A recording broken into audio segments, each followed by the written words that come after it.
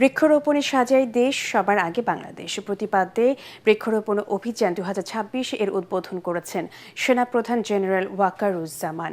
সকালে ঢাকা ক্যান্টনমেন্টের নির্ঝর এলাকায় বৃক্ষরোপণ করে এই অভিযানের উদ্বোধন করেন তিনি। এ সময় সেনাপ্রধান বলেন, সেনাবাহিনী প্রতি বছরে বৃক্ষরোপণ অভিযান পরিচালনা করে। সে ধারাবাহিকতায় এবছর 11 লাখেরও বেশি ফলদ, বনজ ও ঔষধি গাছ রোপণ করা হবে। পরিবেশ ও জলবায়ু পরিবর্তন মোকাবেলায় সেনাবাহিনী কাজ করে যাবে বলেও জানান সেনাপ্রধান।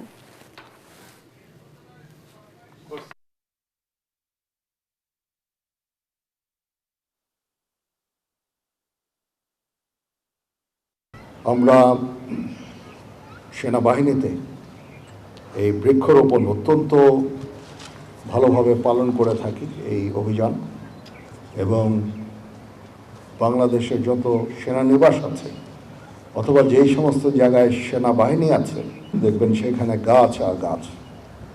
আমরা খালি বৃক্ষরোপণই করি না, বৃক্ষগুলোকে সংরক্ষণ করি, নার্চার করি। 11,35,36,000 বৃক্ষ আমরা সারা বাংলাদেশের বিভিন্ন সেনানিবাসে, জলসিঁড়িতে আমরা রোপণ করব। এটা একটা অত্যন্ত মহৎ কাজ। এটা আমাদের পরিবেশ বান্ধব। এখানে অক্সিজেন জেনারেট হয়।